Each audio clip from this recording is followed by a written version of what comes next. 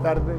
Gracias por la invitación y por la oportunidad de conversar sobre ese profundo vínculo que existe entre libertad y educación.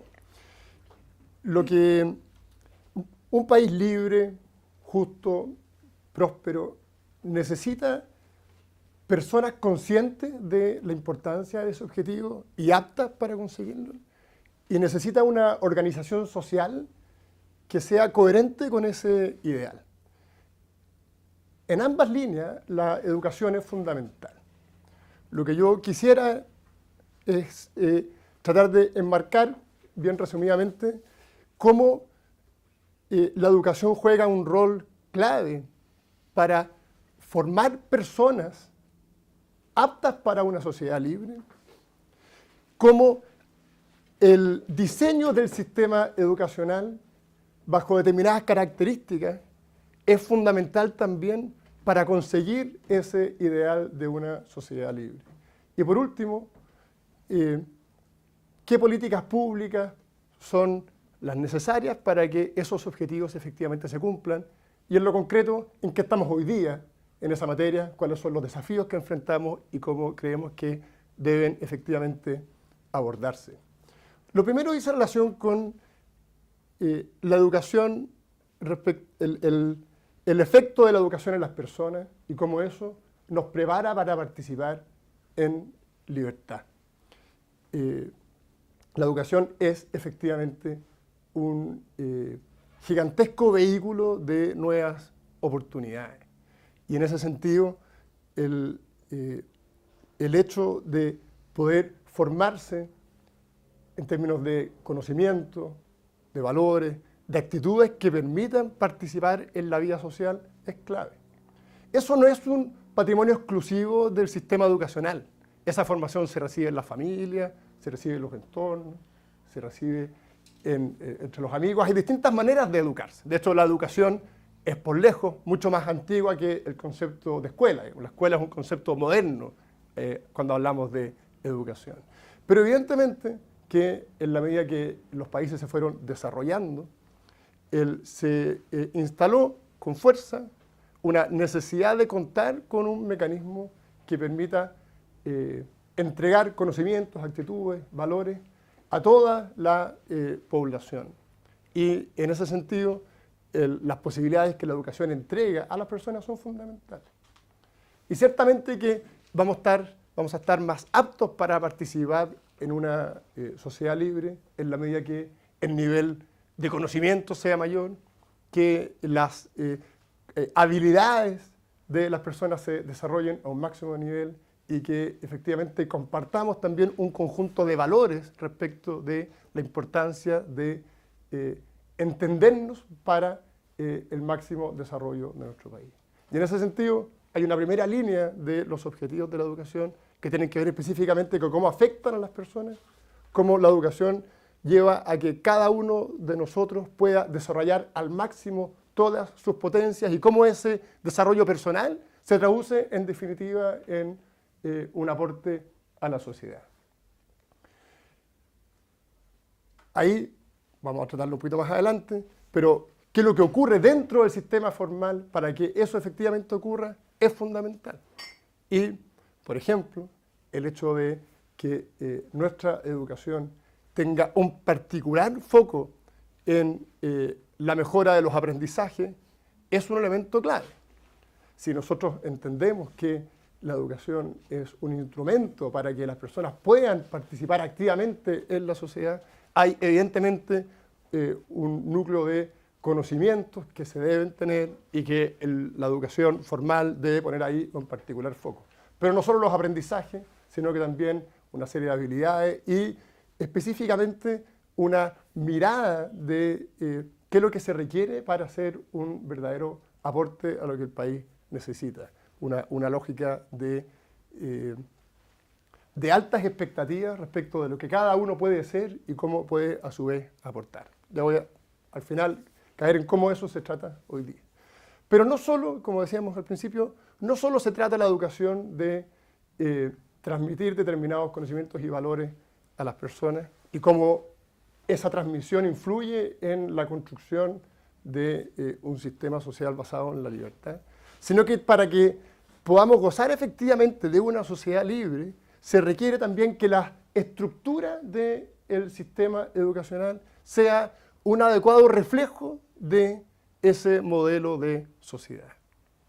Y en ese sentido, lo que caracteriza una sociedad libre es precisamente el hecho de que cada individuo puede fijarse determinados propósitos y determinar la mejor forma para lograr esos propósitos, en forma individual y en forma colectiva. Nos agrupamos también con miras a conseguir un determinado propósito y somos autónomos para identificar la mejor forma para conseguir esos objetivos. Si esa es una característica esencial de una sociedad libre, el sistema educacional que tiene precisamente como objetivo formar, entre otras cosas, personas aptas para la libertad, debe también estar diseñado sobre las mismas bases que caracterizan a esa sociedad libre.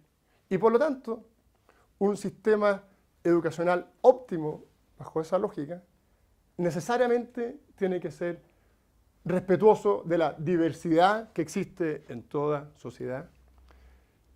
Tiene que fundarse en una necesaria autonomía para poder llevar adelante proyectos educativos con determinadas características y debe estar disponible para toda la ciudadanía, de tal manera que efectivamente el acceso a ese sistema educacional sea una plataforma para alcanzar oportunidades que sin pasar por esa vía a lo mejor podrían estar muy lejos o podrían simplemente no tenerla.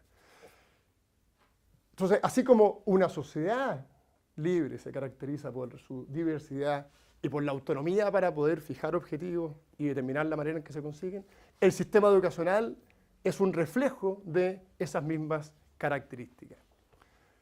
De hecho, la libertad de enseñanza, que no es más que el reconocimiento concreto de la posibilidad de crear y organizar determinados proyectos educativos y de las familias de poder optar a esos proyectos, no es más que una mirada específica de un concepto mucho más amplio que dice relación con una sociedad organizada sobre el reconocimiento de la autonomía de los individuos para poder llevar a cabo sus determinados fines. Entonces, ¿y por qué es importante tener un sistema educacional de estas características?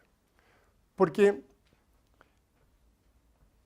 sin autonomía de los establecimientos educacionales, sin autonomía de las universidades, de los institutos profesionales, de los centros de formación técnica, es muy difícil que esos proyectos logren el nivel de diversidad que se requiere para lograr este objetivo. En la medida que somos capaces de reconocer que los individuos se organizan, en este caso con una finalidad concreta, que es llevar a cabo un proyecto educativo que permite transmitir una determinada cultura, entregar determinados conocimientos, favorecer el desarrollo de ciertas habilidades específicas. En la medida que reconocemos que eso es posible hacerlo, se genera, por definición, una diversidad de proyectos que pasan a estar disponibles para todo el país. Y por tanto, se junta rápidamente ese concepto de libertad de enseñanza en términos de que se ofrecen proyectos diversos y la posibilidad de que las personas puedan optar por esa diversidad. Sin autonomía, esa diversidad es simplemente una quimera, un sueño imposible de alcanzar. Y sin autonomía, no solo no se logra ese objetivo de contar con un sistema diverso, sino que además se corre el riesgo de marginar la lógica del sistema educacional del ideal de una sociedad libre. Y si marginamos el sistema educacional de las características de una sociedad libre, no solo tenemos una educación menos libre, sino que inevitablemente pasamos a tener una sociedad con una libertad restringida. Entonces, creo que es muy importante nunca perder de vista que la discusión respecto de cómo se diseña el sistema educacional tiene un profundo impacto en lo que se refiere estrictamente a la educación, y es decir, que en la medida que tenemos un sistema autónomo y diverso, logramos efectivamente una educación formal que se adecúa a las necesidades del país y que logra los objetivos específicos que la educación se le piden. Pero junto con eso, tenemos también una sociedad genuinamente libre. ¿En qué estamos hoy día en materia de estos elementos en el sistema educacional? Ustedes lo saben, nosotros, digamos, como país, un largo tiempo enfrascados en un debate muy intenso respecto de las características del sistema educacional, a todo nivel, a nivel escolar, a nivel de educación superior. Ese debate se tradujo, en definitiva, en una serie de leyes y modificaciones en materia escolar, la ley de inclusión, la nueva educación pública, la carrera docente, en materia de educación superior, toda una nueva mirada respecto de cómo se organiza la educación superior, basado en un instrumento de financiamiento que es la gratuidad, en nuevas estructuras estatales, una superintendencia, una subsecretaría, un nuevo sistema de aseguramiento de la calidad. Todo ese debate intenso, con un profundo rasgo de debate también ideológico, de alguna manera se zanjó legislativamente. Y el desafío que nosotros hoy día tenemos como país es cómo somos capaces de mantener un sistema educacional libre, autónomo, diverso, accesible para todos, en el marco de esta nueva estructura legal. Y es muy importante no perderse en esto, porque si bien el sistema sufrió importantes cambios, estos elementos que aquí hemos repetido insistentemente se mantienen absolutamente vivos en nuestro sistema. Y por lo tanto, lo que hoy día corresponde es implementar estas reformas de la mejor manera posible. Y la mejor manera posible significa hacerse cargo de las complejidades administrativas de la instalación de estas reformas.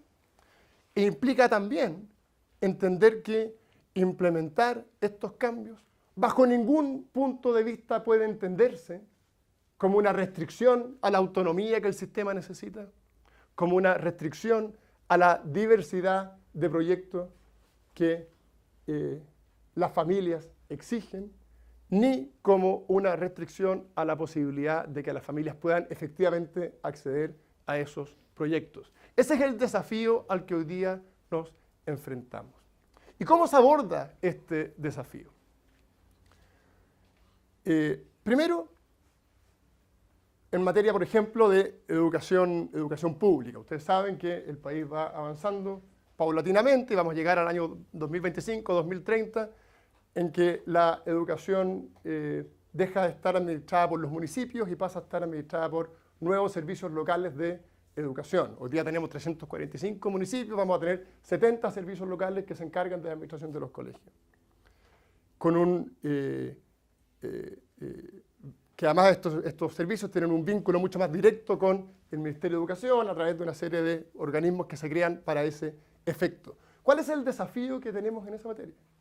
Implementar esos servicios, pero teniendo claridad que la mirada local que la educación necesita y que significa que el prestador del servicio educacional debe recoger las necesidades de las comunidades para adecuar los proyectos a los que las comunidades efectivamente requieren, que esa mirada se mantenga.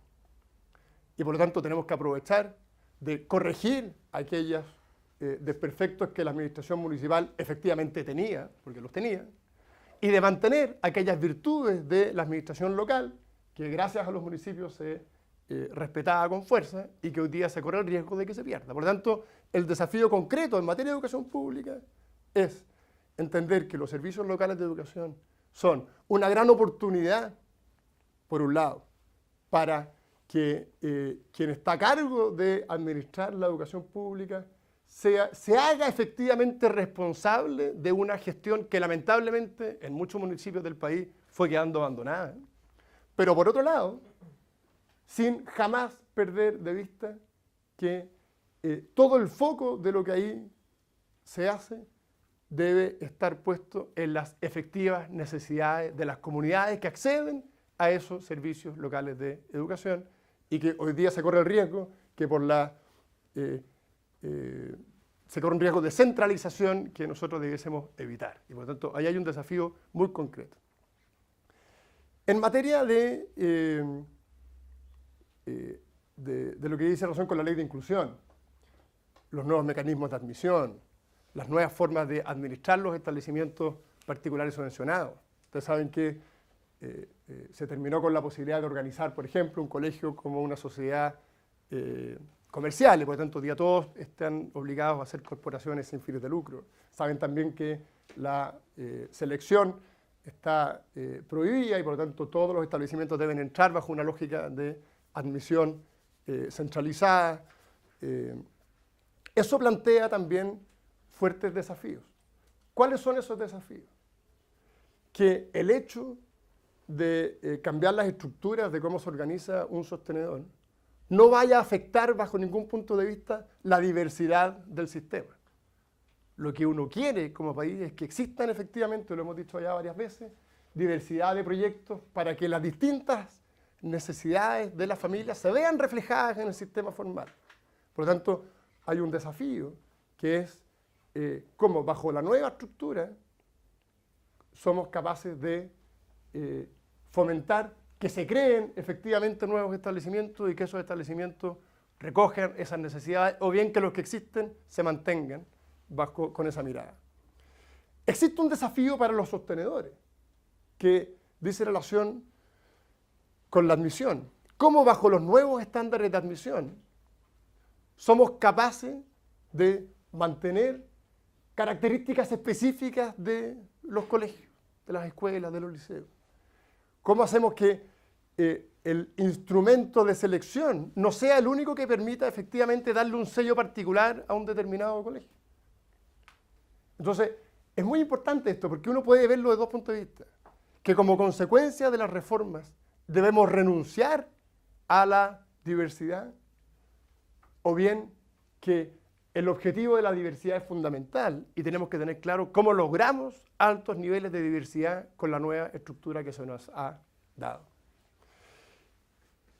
¿Qué estamos haciendo en esta lógica? Primero, yo creo que acá hay una oportunidad que el país no puede dejar pasar. Y es que el hecho de que estas reformas estén de alguna manera, o sea, están resueltas, ¿no? Y que hoy día lo que corresponde sea implementarlas, nos permiten, por un tiempo corto a lo mejor, corto me refiero 5 años, 10 años, concentrarnos en todo aquello que quedó abandonado del debate público. Hoy día, el foco en lo que ocurre dentro de una escuela tiene que volver a ser lo esencial. Y de alguna forma la condición política que hoy día tenemos es ideal para que como país seamos capaces de volver a poner el foco en lo que ocurre dentro de cada colegio y no en las estructuras que determinan lo que un colegio puede hacer. Lo que estamos nosotros trabajando como gobierno es precisamente eso. Cómo volvemos a poner el foco en la sala de clase. ¿Y eso en qué se traduce? En generar condiciones concretas para que los establecimientos puedan efectivamente dedicarse al desarrollo de sus proyectos y no a cuestiones anexas que los desvían de ese objetivo. Eso implica una cuestión que es conceptual, pero que es fundamental, que es volver a confiar en quienes movilizan el sistema educacional. Es decir, volver a confiar en los sostenedores, en quienes organizaron o quieren organizar proyectos educativos. Volver a entender de que ese impulso es fundamental para tener establecimientos de calidad. Volver a confiar en quienes tienen a su cargo el desarrollo de esos proyectos, los directivos, los profesores. Volver a confiar en las familias como un elemento fundamental del sistema educacional. Entender que los jóvenes, los alumnos, necesitan también ser partícipes de ese proyecto educativo y generar un verdadero espíritu de trabajo común respecto de cómo entre todos somos capaces de sacar determinados proyectos educativos adelante. Lamentablemente lo que vimos en los últimos años se centró precisamente en todo lo contrario, en un sello de desconfianza respecto de cada uno de quienes participan del proceso educativo. Y esa desconfianza se tradujo en un impulso por reemplazar esas responsabilidades del sostenedor, de las familias, de los profesores, de los directores, por un tercero que cree tener las condiciones para hacer aquello que esas personas son los principales llamados a realizar. Y por tanto tenemos que volver a confiar. Y eso significa fundamentalmente entonces inyectarle libertad a los establecimientos educacionales, darles espacio para que puedan desarrollar sus propios proyectos. Y en la medida que les demos ese espacio para que puedan desarrollar sus propios proyectos, la lógica de la autonomía vuelve a tomar impulso y la diversidad de proyectos, que es el resultado natural de que cada comunidad organizada sea capaz de llevar a cabo una determinada idea, también brota naturalmente. Y por lo tanto, bajo esa lógica, uno podría empezar nuevamente a cerrar un círculo virtuoso en el que entendemos la educación como un instrumento concreto para que las personas se desarrollen personalmente y aporten a la sociedad, como un sistema que es coherente con la mirada, con una sociedad libre basada en el reconocimiento a la autonomía, la diversidad y a la máxima posibilidad de desarrollo, y con una escuela que es un reflejo de esas mismas características. Muchas gracias.